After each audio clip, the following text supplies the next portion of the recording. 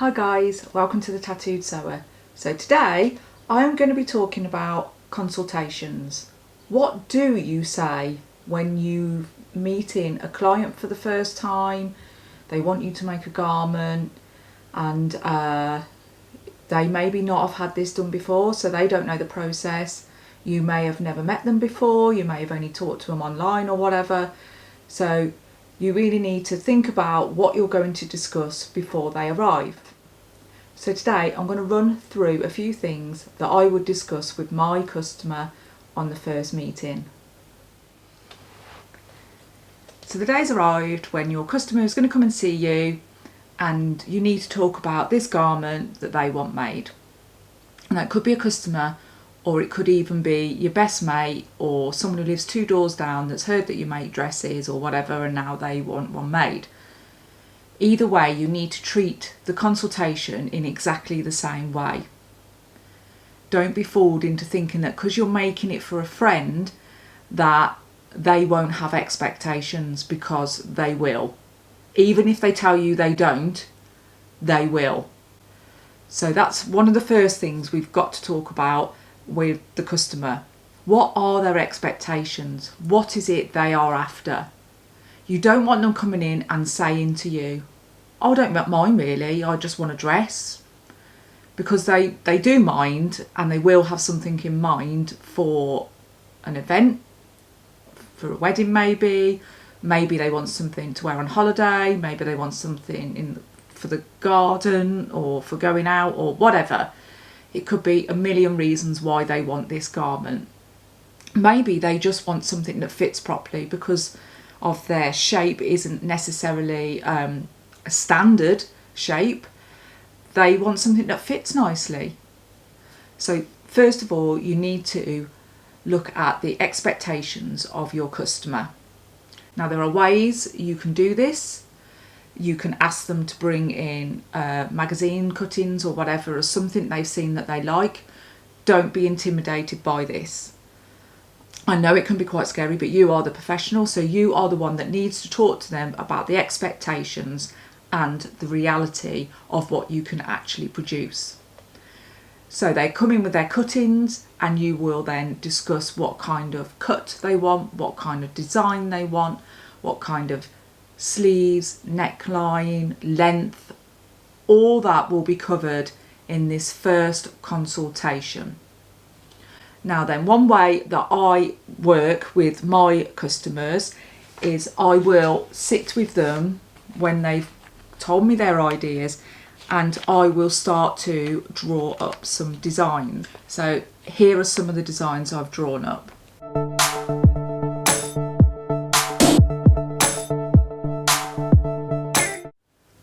Once you've drawn up your designs, again, you need to speak to your customer and you need to make sure they are completely happy with it. You need to explain to them that this is a rough sketch, but you will do your best for it to look like that on them. You need to explain about different body shapes, different cuts and all that type of stuff. Once you've got that clear that the customer actually understands where the project is going, what direction it's in, then you can start to discuss stuff like colours and fabrics. Now again, you need to always be thinking about expectations of the customer versus reality of what you can do. And I'm not talking about your professionalism, whether you can actually make it or not. That's a given, you can do that. But what I'm talking about is a customer may come to you, they want this fabulous dress they've seen Kate Middleton wearing. So first of all, you've got to tell them in a nice way that you can make this dress, but they're still not going to look like Kate Middleton. They're going to look like them in a dress similar to Kate Middleton's. Bit like when you go to the hairdressers and you say, I want this haircut from whatever celebrity, and then they've got to explain to you, you've got different type hair, you've got different type body shape, etc, etc. It's very similar to what we do here when we're producing garments. So the next thing you're going to talk about is the fabric choices. Now you have to bear in mind that you will have a greater understanding of fabric choices than your client. So the client needs to understand what fabrics can and cannot do. So for instance, if they've seen their own fabric, if they're buying their own fabric for this garment, but they've got an end of roll, 2 meters jersey with massive patterns on it, but they want a teeny tiny corset, it's not going to work. It's not going to look great. You need to explain that to them. So there's a couple of ways you can do this, and to overcome this, you can either get a clear indication of what the customer wants, maybe talk through and search online together some fabric choices, and you can steer them in the right direction and order the fabric, or you can go ahead and order it yourself, and then you know the fabric will work, but you kind of run the risk of the customer not actually really liking it, and you've paid for it. Or you could even go shopping with the customer. It depends really how involved you want to get in this process, because ultimately your time is money. You may enjoy going fabric shopping, we all love that, but your time is still money. You are still doing it as a professional service, so you want to make sure you get what you deserve. Okay, so you've now got a clear indication of what the customer wants. You've got a clear indication of the style the customer wants and the fabric choice. So now you decide whether you're making it from scratch or making it from a pattern, or you've got a pattern that you can adapt.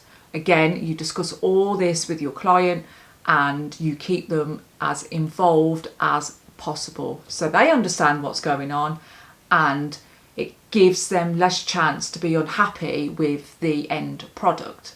So once you've got your design in front of the customer, you've got your fabric choice in front of the customer, you've taken your measurements, which you can see on another video that I've done with the lovely Tracy.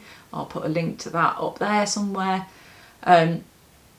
Then you're moving on to the tricky subject of price. Okay, first of all, I'm going to say never sell yourself short, because at the end of the day, you're doing it to make money. You may love it and you're very fortunate that you've got a job you love, but you're in it to make money and you're not a charity. And you are highly skilled. So you need to be charging for those skills. You are producing something that the customer is unable to do themselves.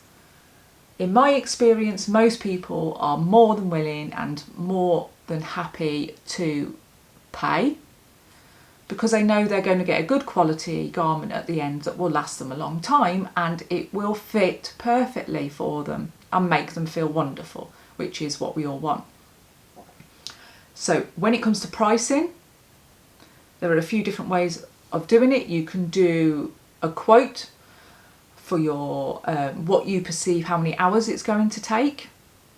You can take a deposit and buy the fabric yourself and add your hourly rate, or you can get the customer to buy the fabric and that can be used as a deposit.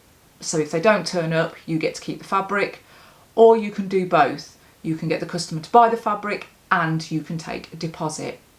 Now don't forget, when you are pricing up your how many hours it's going to take, not only are you pricing up how many man hours at the machine, you are also going to be doing fittings. So your first consultation is normally free, and they will leave with an expectation of what you're going to produce, and they will leave with a quote, or you will send a quote on shortly after. On the next fitting, you are going to be doing maybe the measuring, unless you do it on that one because they've agreed that's what they want and they're paying a deposit today. You do all your measurings that you need to do. You will also then be doing another fit once you've got your garment constructed, and you want to maybe discuss the hem length once they've got their shoes that they're going to wear with it, or they want to see it on and decide whether they want it above the knee, below the knee, floor, whatever. So you will be doing a second fitting, and then doing the finishing off after. Once you've done that, you will then be doing what I call a third and final fit. So at the final fit, your garment should be fully constructed. It should be steamed and pressed, looking pristine and all ready to go. But the customer will come, and I would always stress you get them to try it on one last time before they take their garment home. There's a couple of reasons for this. One, you don't want a poorly fitting garment to leave your business. You want to know that the customer is entirely happy, and then you will be happy. And also, you don't want the customer to be like, no, it's fine, I'll go home and try it on. And then you get a phone call later to say, actually, it doesn't fit.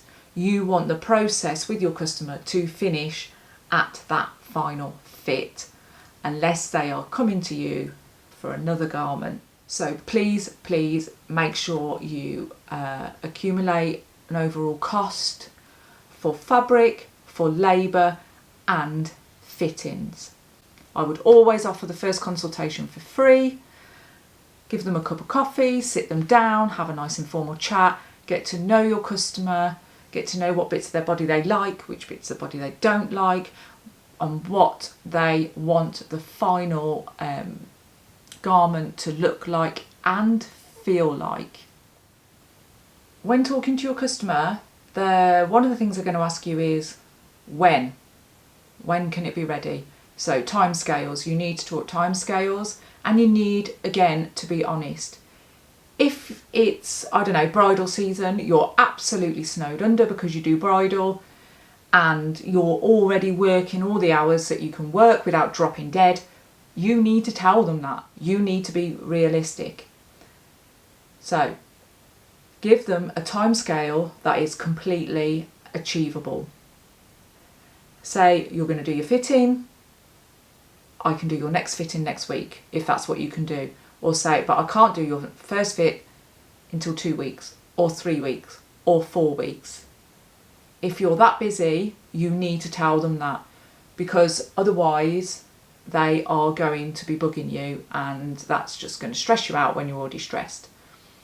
If a customer says to you, well, it doesn't really matter, just, whenever you're ready, that's fine, no rush, I can see you're busy. Still make an appointment, still put it in your diary.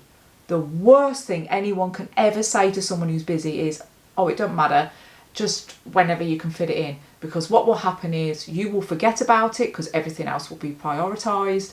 And then eventually your customer is going to be like, I know I said there's no rush, but actually I'm going out on Saturday and you have had it for like 6 weeks now. So I was just wondering. And of course, then you're not going to want to say no, and you're going to put yourself under a lot of pressure. And it's perfectly reasonable for your customer to come to you after a certain length of time and sort of give you a little nudge. So I would say be realistic about when you can do it, and obviously you need to stick to that.